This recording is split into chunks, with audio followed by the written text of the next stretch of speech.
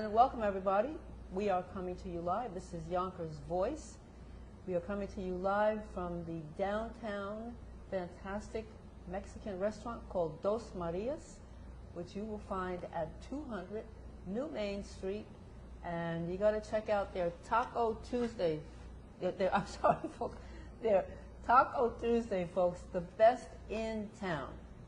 And we also since we're speaking about the best in town, we're going to speak about one of the best candidates, who is a candidate for congressman for the District 16 in Westchester County. We have Mark Jaffe with us today, and we are going to get right to it.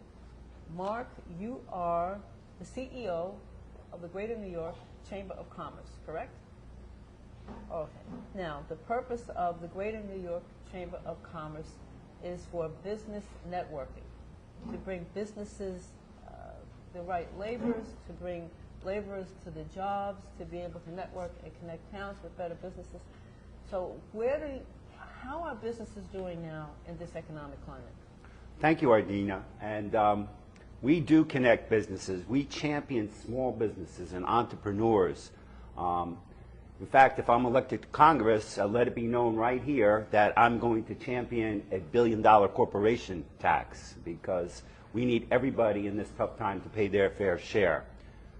We work every day at the Chamber. We invite people. This week, post-COVID, we're having a live coffee, in-person coffee in our building down in Manhattan, right near Grand Central Station. And we also have a cocktail reception. People get out, they meet, they do business, and that's the way it's been done. America's a great country. I'm so proud to be running for Congress to make it even better. Okay, but speaking about businesses, let's focus in on what may be one of the largest employers in the city of Yonkers, Lionsgate Studios, which at the rate that it's growing now is being considered as the Burbank of the East Coast. It has the potential of being the largest production studio on the East Coast, rivaling the Astoria Studio Complex. Lionsgate has gotten tremendous tax breaks, tax abatements, in exchange for the promises of bringing jobs, apprenticeship programs, building film schools for local youth. So far, it's been just that. It's been promises, and we haven't seen a lot of moves in that direction. So if you become a congressperson and they say that they're going to do this, how can you hold them to that promise? That's a great question. Incentives do work. I remember a lot of people think that it's a free giveaway. So incentives, first of all, should be a discount off the taxes you will pay. I mean, if you've got a big bill and somebody gives you 10% off, that's still 90%. So that's number one. How you put the deal together is very important. But if the promises aren't made, we have to hold those people liable. We talk about bails, we talk about bonds, we talk about security. Those companies have a few dollars. We can make sure that the promise is held secure, and I will do that. But how do you ensure that? Because, to be very frank, we've seen the old bait and switch before. We had Daniel Wolf and company who bought the former Yonkers jail, 10,000 square feet, promised to make it into a public performance space, gallery for artists, and then 2 years later, he basically took over the space for himself and said it was going to be for his private art collection, so all bets were off. But they still held on to the tax incentives. Well, so all those incentives... Well, what I'm saying is, how do we know the same bait and switches are going to happen with Lionsgate? We need, as an attorney, as a lawmaker, as a congressman, we just add another clause. If you don't, and of course, the federal dollars, as a congressman that I'll be bringing to New York, we need to make sure that the mayors and the local officials put these clauses and put these promises, whether it's Empire State Development, whether it's the city of Yonkers, New York City. If somebody does not hold their bargain and bring those jobs, if somebody does not do the private-public partnership and make those training programs, they'll be held accountable. They will be held accountable. We need to add written clauses. It's in the negotiation. and a lot of the politicians aren't negotiating for the people of New York, New York 16. What about unions? Because a lot of the jobs that will be, the better jobs at Lionsgate will be union jobs. And it's hard to get into those unions. Now, back in the day, those unions used to have apprenticeship programs. You know, based on time, attrition, those apprenticeship programs lapsed. So what would you do about working in collaboration with those unions to have apprenticeship programs so that young kids in Yonkers would have the skills to be able to get jobs at that studio? That's a very great question. Education. What do we need to teach our kids?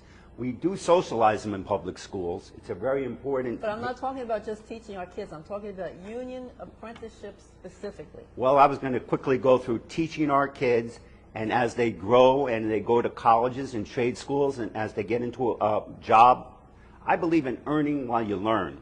So we encourage, our building is actually located in the General Society of Mechanics and Tradesmen. And at night, we give in that school, the school committee gives free training to employ people. The criteria to get into that school, which is free, is you have to have a job. So training, earning while you learn, whether it's you're preparing for college, your first community school, or you're in a job and you want to better yourself, we need to finance those programs. The federal dollars are there, and that's a sure payback.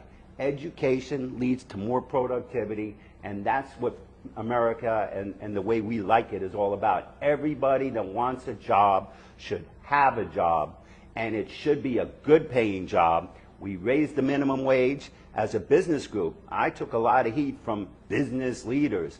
What is Jaffe doing? Why would he advocate? Let me interrupt you for 1 second. I mean, not to belabor the point because we have other topics to discuss.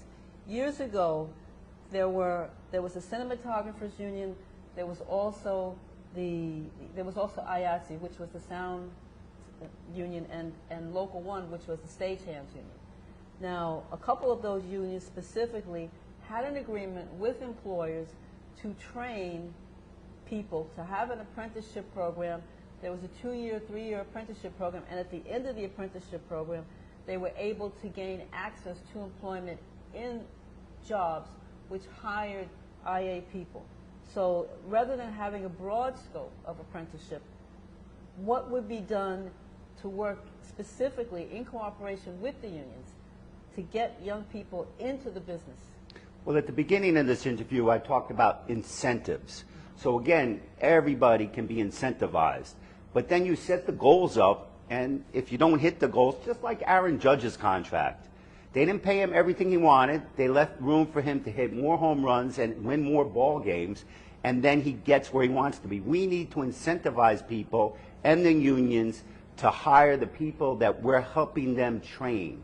And we need to start training these people at a younger age so that when they're ready and they decide what they'd like to do in life, like you and I decided, they know who to go to, they can get into a good training, apprenticeship program, and we must hold people accountable for their promises. All right, well, let's see what happens with that. In 2015, you were running for office, I believe, in Harrison, and you said that municipal employees should pay for 3% of their health care. Can you elaborate on that? Yes, I believe it was 2013, and I'll never forget that interview. It was at the local CSEA, okay. And Governor Cuomo at the time had just charged the state organization 25% of their contribution to health care. And we all know what health care costs. We'll maybe talk about that later. It's certainly a big plank in our platform. So it was one more question, Mr. Jaffe, and I thought I had done very well at the interview. I said, I'm glad you asked that question. The president has just passed great health care. We're trying to lower the cost of health care. And I truly believe that if you look at your bill, you will make sure it's right. You'll use the services wisely. So I think paying 5% of your health care premium will hold everybody accountable to a good health care system. And it's somewhat fair. However, I also believe that at the state level, there was a 5-year zero increase. And I believe as inflation goes, so should people's wages. and I said, I would make sure in your local contract that you get a 2% increase. That's maybe where you got the average of 3%. I think one of my opponents, a politician, told them exactly what they wanted to hear. And the irony is, as one of his first actions was to lay off union employees in his town. So I do believe in COLA increases. I do believe everybody has to contribute to health care. And one more point, I have a plan. How much do they have to contribute to health care? How much do they, I mean, well, some of us have to pay everything, but everything on the job should be incentivized and subsidized because that's how America works. It's all about job creation. If you can't get a job, we should help you find a job. We should get more funding from our federal labor department to help our state labor department for good training. Your background has basically been, if I am correct, in business and in labor. But what experience do you have on social issues? It's funny that you said that, business and labor. So what happened when I championed the $15 minimum wage increase, business groups, that's going to ruin America. Well, it didn't. In fact, people are coming to us now and saying, can we raise the minimum wage all across America? I'm not certain about that. As a congressman for New York, I want to make sure New Yorkers are putting food on their plate, and New Yorkers can pay for their gas, and New Yorkers have enough infant formula. So our business group distinguishes itself. We're not large business. We're business and civic, which includes labor. So we have more members at the college level, educational institutions. We have churches that support us. We honor civic leaders because without civic leaders, without a community, without families, jobs are harder to come by and the community is not going to be well balanced. Okay, we're going to switch back a second to business again because you're strong on business. As you know, marijuana has become legal, and there are a number of opportunities for marijuana businesses. I mean, we're still sort of in that gray area because we don't know which way the legislation is going to go, who can get licenses, what the restrictions are going to be. Have you waded into that? Have you considered that? Because my research indicates that I believe in 2022, the towns in District 16 that have opted in for marijuana dispensaries and marijuana cafes will start to roll out the plans. So what would you do to connect people to opening marijuana businesses and to facilitate it, particularly in the minority community? Well, that word incentives is very important. When we need social policy, that's where good legislators, good leaders can incentivize the community to do the right thing. So we can get money to good groups that will train.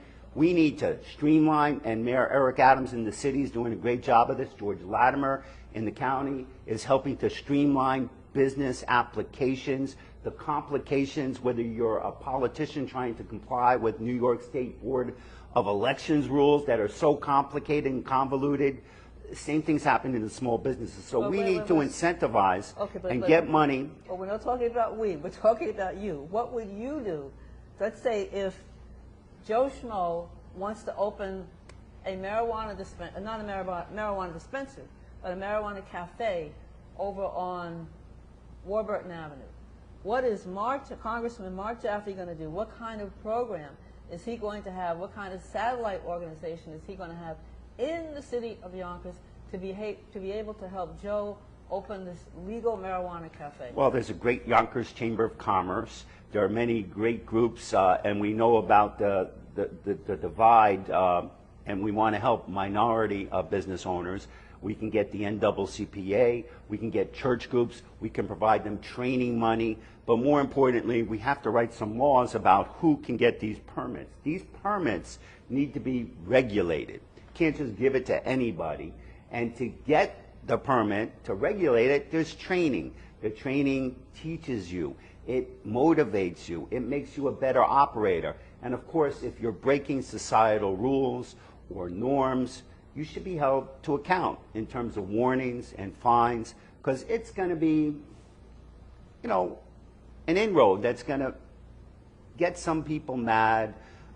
That's what makes America great, but we can't let them be uncivil. We have to have the rules written well, and you're right. We have to have local partners on the ground helping these businesses not only succeed, but work well with the communities, the community leaders, the churches, the school moms, so that it's not something that becomes toxic. Got to take a break for a quick second because I got to give a shout out to number one, Yonkers Voice, and a second shout out to Dos Maria's restaurant, which is located at 200 Main Street, folks. You got to come down here, check it out, and get the best Taco Tuesday you have ever had in Westchester. Support your local businesses. Come on down and help out. You'll have a great time. It's a beautiful, beautiful restaurant. We can't give you the guided tour. We can't give you a wide shot, but it's fabulous. It's huge. It's got gorgeous colors, and it's really like being in Mexico itself. So let's see. We are going to move on to this District 16 has a total population of roughly 740,000 people. Out of the 740,000 people in the confines of District 13, or District 16 rather, 40% of that population is Black and Latino, which is close to a 50% split. So that community, particularly the community of Yonkers and particularly the community of Mount Vernon, has special needs. So how would you prioritize those needs as opposed to your northern neighbors, your northern constituents in Scarsdale and Ardsley and in Bronxville? My job as a congressman is to bring federal dollars back to our constituents. There are constituents, as you aptly say, in Mount Vernon, New Rochelle, White Plains, Yonkers. We have four of the biggest cities, urban problems. We do have some different communities that like to distinguish themselves. They have a different zip code, and they'll be funded too, but everybody will get their fair share of funding. That will be my job, to make sure that the people that can use money, and I'm showing a track record for using money and not wasting money and changing their story midstream. That's not good. Got to keep your promises. We're here at Dos Marias. I had mentioned the Yonkers Chamber. I do work very closely with the Westchester Hispanic Chamber and a lot of the local chambers. I like to tell the little story of my hometown where I grew up at Dobbs Ferry. There was a beautiful team that put together the Dobbs Ferry Chamber of Commerce. They reached out to the Greater New York Chamber. They made the trip down to the city a lot. And we together turned that into the Rivertowns Chamber. So out of one small community, people can choose to assimilate and accomplish bigger goals. But yes, we have to look at the individual communities, and then we see if there's a commonality between all those communities, then we fund that also. And that's big prize, like security. I mean, we're in a war right now. We don't have boots on the ground over in Ukraine. But I'm a Ukrainian Jew, and I saw that coming. I think you all saw it coming. You heard about, oh, they're circling around Ukraine pre-Olympics. I would have been trying to organize NATO and put sanctions on, don't go in. You make an interesting point. Not interesting, I mean, you make a rather profound point. Being a Ukrainian Jew, there is, as you are aware, a large Ukrainian population here in Yonkers. And many of the Ukrainian refugees are coming here to be rehoused. Some temporarily, and some might stay. So how have you been helping the Ukrainian refugees that are coming into Yonkers? Me personally, I have not done a lot individually for Ukrainians, Jews coming into Yonkers. But I am compassionate about the issue. As a congressman, I'll be aware of all nationalities, all races, all genders, all people. But this was so newsworthy, and there are so many good people helping with meals. Our partner, the Orthodox Jewish Chamber of Commerce, is funding hospitals and buses. And again, we watch and so does Attorney General Tish James. We watch some of these nonprofits and make sure that the dollars are going where they're supposed to. And there are many famous cases, I don't need to get into them, but we need those watchdogs, and we need those whistleblowers.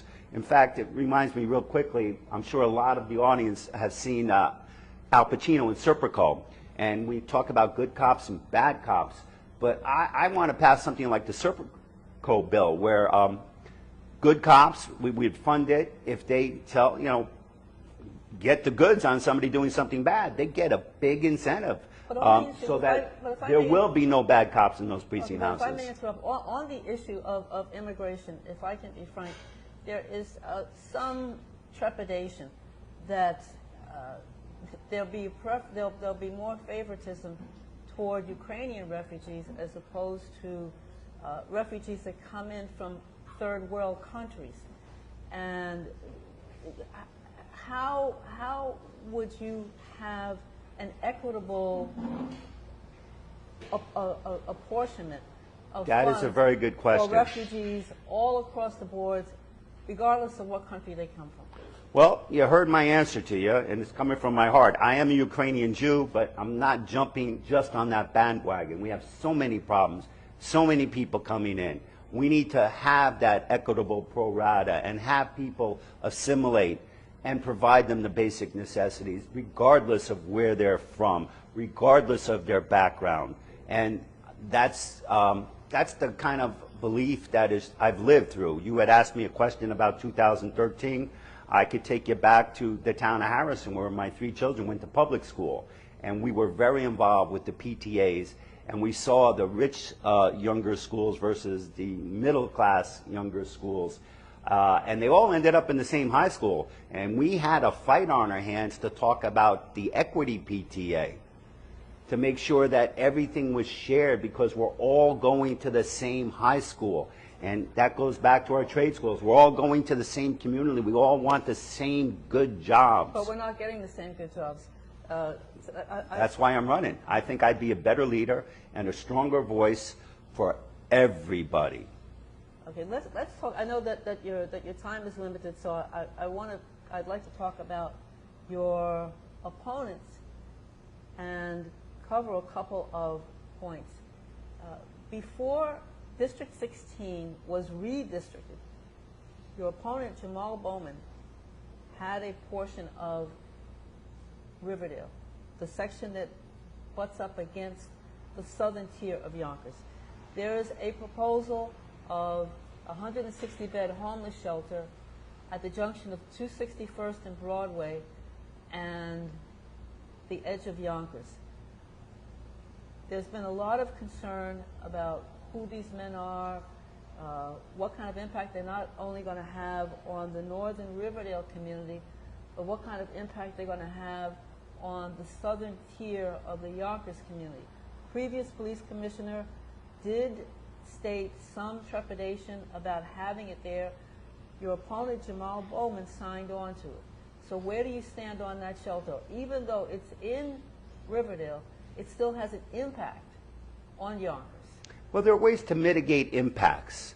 Obviously, NIMBYism, not in my backyard. Nobody wants radical change in their backyard.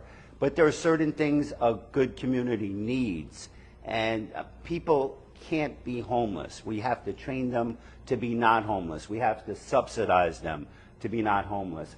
I consider myself a progressive Democrat, and then my opponent, and there's a whole squad of people out there, they're a little toxic. They're a little rude in their discussions. They're not willing to reach across and hear more and make some of those concessions. They do the popular thing of the day. And I believe one of my opponents, when he was in Riverdale, was pro-Israel, and as soon as he lost that district, became pro-Palestinian. Okay, but we're getting off topic, and I understand what you're saying, and I appreciate what you're saying. But I want to zero in on that particular homeless shelter. I want to zero in on the potential spillover in crime from that particular homeless shelter to the southern tier of Yonkers, which is already impacted by crime. So what would you do to prevent that? Because your opponent signed off on it and said, it's a good thing, they deserve to have a place to be, but Yonkers has a crime issue. I mean, the new police commissioner is doing a great job He's doing the best that he can considering the resources that he has. So this particular shelter has the potential of further burdening the Yonkers Police Department. So what are Very you gonna good do about point. that? Well, first of all, we would have negotiated more. He was involved with the deal. I hope he did some good negotiation, making sure that there were federal resources to amplify the protective services people feel that they need locally. I'm hearing that you feel that your readership and your viewership is worried about it. So obviously we need to protect the area. We need to get federal resources to the area. However, I'm a compassionate gentleman. I do not necessarily believe homeless equals crime. So I would be involved in those negotiations. We certainly would have job training programs, get people involved in the community. Now they have a roof over their head. They have a shower. I'm sure that in these shelters, meals are provided or food is brought in. So it's a work in progress, but you can't just take the politics of the day and change willy-nilly. This has always been a common sense approach. Get the resources, get the plan on paper, and we have to educate people. Just because people are homeless or just because they may have mental issues doesn't mean we need to dispose of them. We need to fund mental issues too. I think people that want more protection but think people with guns are dangerous, we need people that have training in mental health issues, but they must work with the people with guns because we know those domestic incidents lead to violence. So it's a balance. It comes to training and funding and making sure people are punished. If somebody does commit a crime out of a homeless shelter, they need to pay the price and be taught. You can't do that here. But to do that, it means more police. More resources. It means more resources. So we will get them. Would you be able to provide more funding for police, or would you support the Defund police program? I would not support the Defund the police program. No way. Police protect us. I told you about my Serpico program. Bad police will be punished. We will incentivize all our police and safety people to rat out the bad policemen. So we're going to end that issue. That's a popular issue. Yes, people have gone through horrible times, but today in America, we're on the right track. We don't need to tear down our police department. We need to punish the bad police. But when it comes to the dollars, we have New York, one of the largest states in the union. We pay our fair share of taxes in. I would be a strong voice. Montana has 2 senators, and you know they have a stronger voice than we do in Washington. And I will remind them, because that's where I went out to school. You know, after graduating from SUNY Albany, I was out there. I spoke to people from Montana and Utah. And believe it or not, they're human beings. They need to be reminded, we have more people. We pay our fair share. We need those resources. And it does happen when we work well together. After 2001, where everybody had a commonality of what's happening, we did get those resources. And that type of spirit and that type of negotiation and that type of common sense is how I would make sure that the Yonkers Police Department gets the resources they need, and the people in that homeless shelter are getting the resources they need. So you're talking about, I mean, it's in an ideal scenario, you would be able to get those resources, but we are looking at the potential of a Republican victory in the next election. So that being the case, would you have a plan B to be able to support your district, particularly the city of Yonkers and the city of Mount Vernon, if the big bucks don't come out of Washington? Well, we'll get some bucks out of Washington. You're right. You're in a pool with 350 other people, and then it has to be approved by a pool of 100 people. I've had good success negotiating across the aisle because, you know, let's face it, as the president of the Chamber of Commerce, people think I'm just about big business and I'm not even a Democrat. But it takes. But I mean, your point is well taken. But we all know that it takes a good while to be able to establish a rapport with other congressmen. The congressmen that have been successful with wheeling and dealing across party lines have been the seasoned congressmen. You don't have freshman congressmen don't just come in and make alliances with the big cats in their first year of office. I'm glad you asked that. So how do you do that? at the Greater New York Chamber of Commerce, I work with all the congressmen in the region. Even people fly in from around the state, Homeland Security, all these agencies that I'll be in charge of, making sure they know our needs. I have a head start. In fact, my information, I'm sure, will be up on the screen.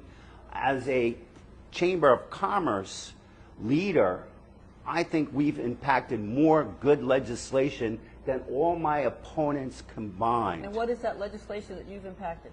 The minimum wage increase. Okay, but minimum wage, and correct You want me to keep going? No, correct me if I'm wrong, because I just learned something the other day.